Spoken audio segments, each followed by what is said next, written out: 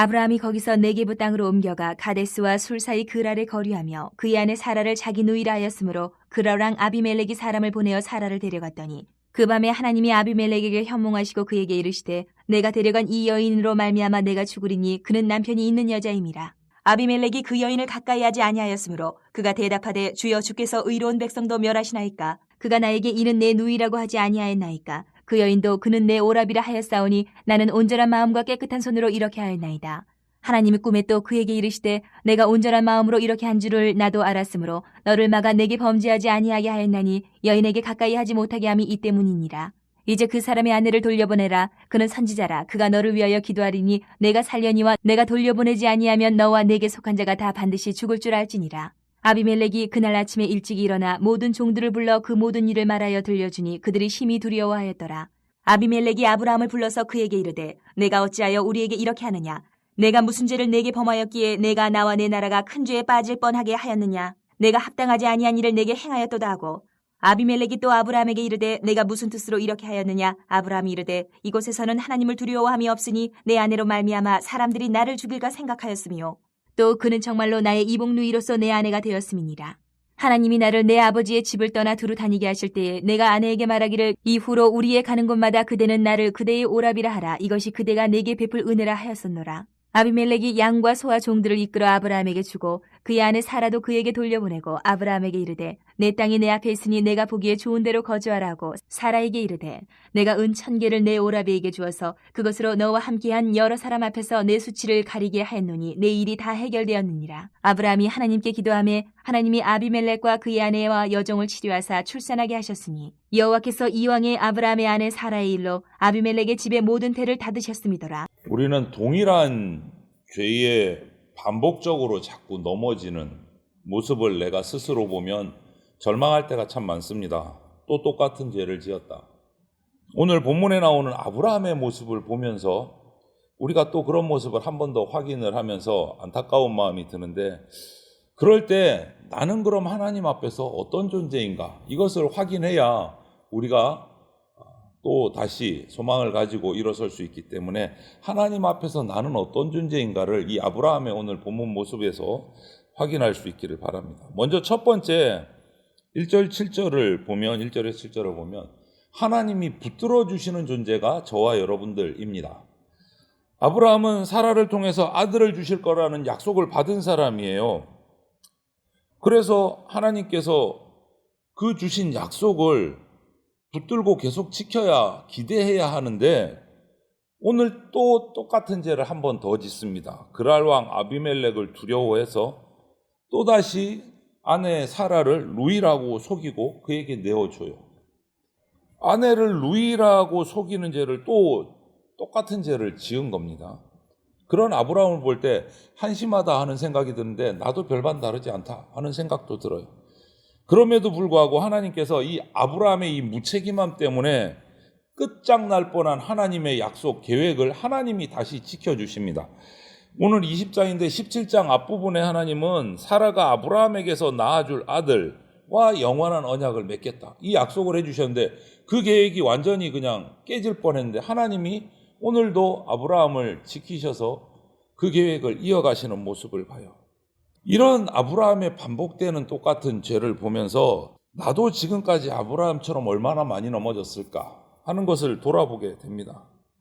그때마다 답답하기도 하고 아이고 이거밖에 안 되나 하는 생각도 들기도 하고 하는데, 아마 우리가 일상 가운데 저지르는 죄들을 일일이 기록을 한다면 아마 이 아브라함의 이 정도 이야기하고는 비교가 안 될 정도로 한심할 겁니다. 하루에도 몇 번씩 똑같은 죄를 반복해서 넘어질 때도 있고, 죄를 지을 때마다 회개하면서 이제는 안 지어야지 했지만 또 결국 넘어질 때도 생기고, 그럼에도 불구하고 하나님은 여전히 우리를 붙들고 계시고 우리는 변함없이 하나님 앞에 서 있는 구원받은 자입니다.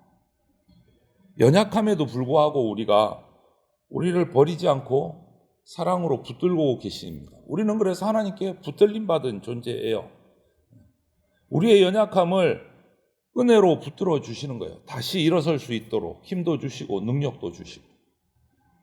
그래서 우리는 넘어지지만 결코 실패할 수 없는 주님의 품 안에 있는 자들이에요.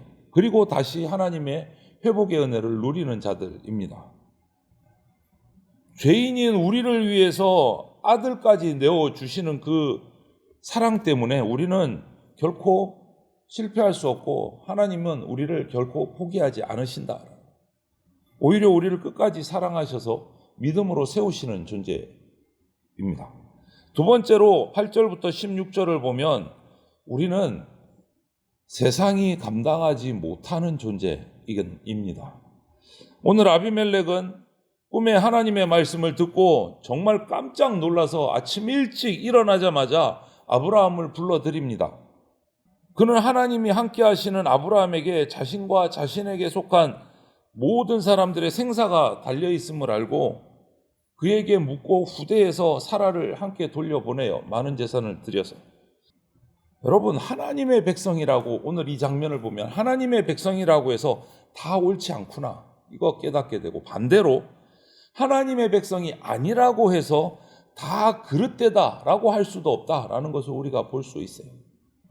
이 장면에서 하나님은 강하십니다. 아브라함은 연약하지만 그와 함께 하시는 하나님은 강하시다라는 것을 또 한 번 발견하게 되고, 이 세상이 아무리 강하게 보여도 하나님의 통치, 하나님의 다스림 가운데 있구나 하는 것을 또 한 번 발견하게 돼요.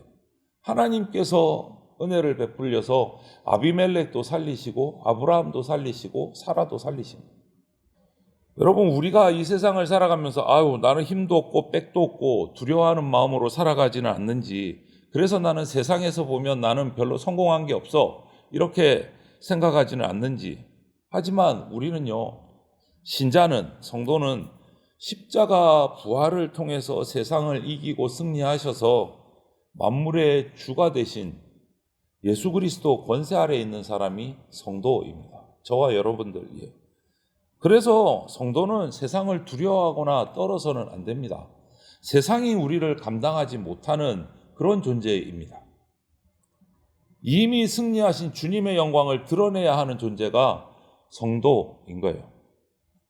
그래서 어떤 상황, 어떤 환경에서도 하나님 나라의 평안과 기쁨을 우리는 누려야 하는 겁니다.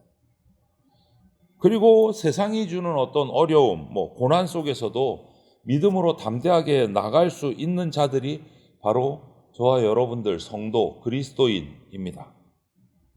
우리는 세상의 통치자이신 하나님의 자녀이고 백성이기 때문에 세상은 우리를 절대 이기지 못합니다. 그래서 우리는 두려워할 필요 없고 낙심할 필요가 없는 겁니다. 세상이 감당하지 못하는 하나님의 자녀가 되었기 때문에. 그래서 살아가면서 만나는 어려움, 고난 속에서도 우리가 담대해야 합니다. 세상을 이기시고 승리하신 예수님의 권세 아래에 있는 강한 자가 바로 우리 성도들이기 때문에 그렇습니다. 세 번째로 우리는 17절, 18절을 보면 세상에서 복의 통로로 쓰임받는 자가 바로 우리 성도들이라는 걸 알 수 있어요. 이제 아브라함은 그렇게 사라를 돌려받고 또 많은 재물들도 받고 아비멜렉을 위해서 기도를 하는 장면이 나옵니다. 아브라함이 기도할 때 하나님은 그 기도를 들어서 응답해 주셔서 그랄 왕 아비멜렉의 집에 모든 태를 열어서 출산하게 해 주십니다. 이 장면이 중요한 것은 아브라함에게 응답하신 하나님이 우리가 하는 모든 기도에도 응답하신다라는 거예요. 우리의 기도는요, 성도의 기도는 나 개인뿐만 아니고 주변, 우리 온 세상 사람들의 삶에 영향을 미칩니다. 하나님의 자녀인 우리에게 기도의 특권을 주셨어요. 그 특권을 우리가 사용해야 되는 거예요. 하나님은 당신의 자녀인 우리가 아버지이신 하나님께 기도하기를 원하십니다. 그리고 하나님은 우리가 기도할 때 그 기도에 기쁘게 응답해 주시는 분이십니다. 우리가 기도할 때 하나님은 은혜와 능력을 베푸시고 놀라운 일들을 행하십니다. 그래서 우리 기도는 나 개인의 차원을 뛰어넘어서 이웃, 나라, 전 세계 모든 사람에게 영향을 미칠 수 있는 능력이 바로 우리에게 주신 기도의 능력이에요. 그래서 우리는 기도를 통해서 예수 그리스도의 생명이 흘러가게 해야 되고 하나님 나라의 복과 은혜가 수많은 사람들에게 임하도록 우리는 복의 통로로 세워진 사람들이에요. 그래서 우리가 하나님의 자녀인 우리가 받은 가장 큰 복은, 가장 큰 은혜는 바로 이 기도라고 할 수 있는 겁니다. 오늘 하나님이 아브라함의 기도에 응답하셔서 아비멜렉의 집에 새로운 생명을 주신 것처럼 우리가 기도할 때 죄로 인해서 죽은 자들에게 예수님의 생명을 부어주십니다. 우리가 기도할 때.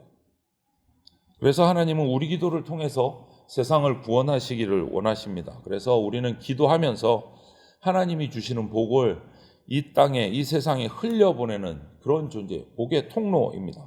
그 사명을 잊지 않고 우리가 감당해야 된다라는 거죠. 우리 존재를 다시 한 번 더 확인하십시오. 우리는 하나님이 붙들어 주시는 존재입니다. 세상이 감당하지 못하는 존재가 바로 성도입니다.